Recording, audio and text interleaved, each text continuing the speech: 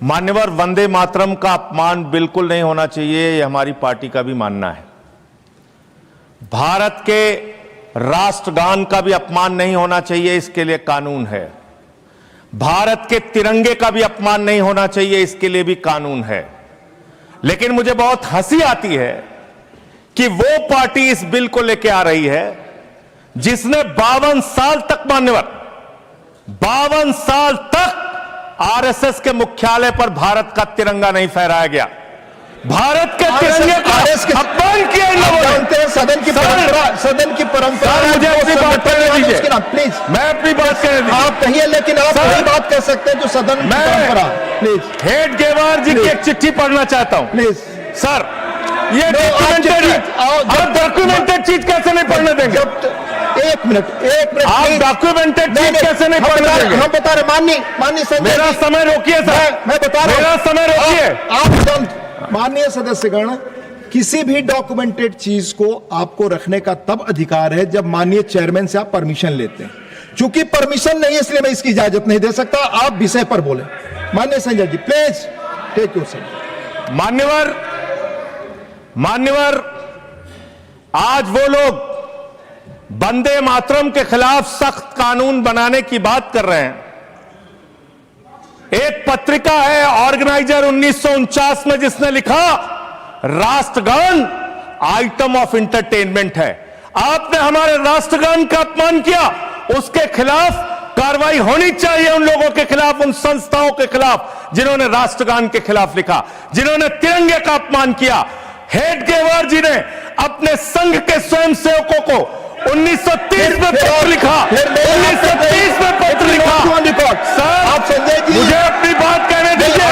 ये दबाने का काम नहीं चलेगा, ये दबाने का काम नहीं चलेगा। आप मेरा समय ले रहे हैं, आप मेरा समय ले रहे हैं सर। मैं नहीं ले रहा हूं, आप मेरा समय ले रहे हैं, आप खुद मेरा समय ले रहे हैं। मुझे अलाउ कीजिए, मैं अपनी बात पर समझता हूं। नष्ट कर रहे हैं सर। मेरा इनसे बड़ी विनम्रता पूर्वक सवाल है, संघ की शाखाओं में आप तिरंगा क्यों नहीं फहराते? आप क्यों नहीं फहराते? जो आप वंदे मातरम की बात कर रहे हैं, जो ऑर्गेनाइजेशन वंदे मातरम हम भी लगाते हैं। नहीं बोलते, सुन लीजिए, खत्म कर रहा हूं सर। हाँ बोलिए। वंदे मातरम हम भी लगाते हैं।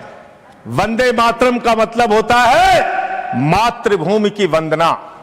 भारत माता की जय हम लगाते हैं, मतलब होता है भारत माता की जय। पूरी दुनिया में हम अपनी भारत माता की जय जयकार करते हैं। आप उन भारत माता की बेटियों के सर तोड़ते हैं दिल्ली में,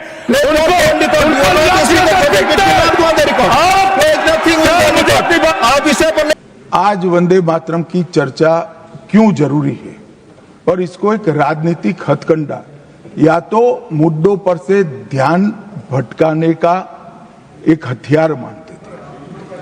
मान्यवर, मुद्दों पर चर्चा करने से कोई नहीं डरता है। संसद का बहिष्कार हम नहीं करते हैं। संसद का बहिष्कार अगर करना है, संसद का बहिष्कार न करे, संसद चलने दे, तो सब मुद्दों पर चर्चा होगी। हमें कुछ डरने जैसा नहीं है, छिपाने जैसा नहीं है। कोई भी मुद्दा हो, हम चर्चा करने के लिए तैयार है। परंतु वंदे मातरम के गान की चर्चा को, वंदे मातरम के गान पर की चर्चा को टालने की ये मानसिकता, ये नई नहीं। मान्यवर, ये तो वंदे मातरम का 150वां साल है। हर महान रचना का, हर महान घटना का महत्वपूर्ण साल कई मायनों में हमारे देश में मनाता जाता है। तो ये तो 150वां साल है। अब हम थोड़ा पीछे मुड़कर देखते हैं मान्यवर, जब वंदे मातरम के 50 साल हुए तब क्या हुआ? वंदे मातरम के 50 साल हुए, देश आजाद नहीं हुआ था। और वंदे मातरम की स्वर्ण जयंती हुई 1937 में। तब जवाहरलाल नेहरू जी ने वंदे मातरम के 2 टुकड़े कर उसको 2 अंतरों तक सीमित करने का काम कांग्रेस पार्टी की 50वें साल में जो एक प्रकार से वंदे मातरम का महिमा मंडन करने की पद्धति थी,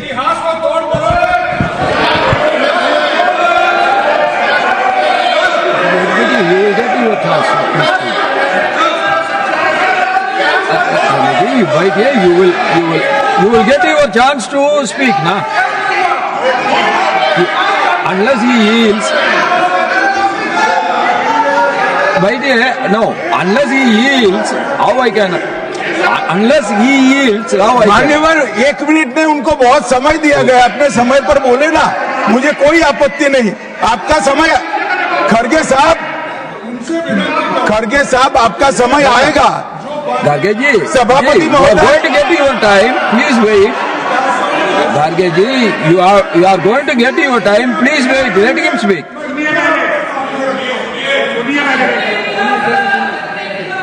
मान्यवर 50वें पड़ाव पर वंदे मातरम को सीमित कर दिया गया, वहीं से तुष्टीकरण की शुरुआत हुई और वो तुष्टीकरण जाकर देश के विभाजन में मान्यवर मेरे जैसे कई लोगों का मानना है, कांग्रेस पार्टी को पसंद आए ना आए, अगर वंदे मातरम के तुष्टीकरण की नीति के तहत 2 टुकड़े न करते तो देश का बंटवारा नहीं होता और देश पूरा होता। मान्यवर 50 साल के बाद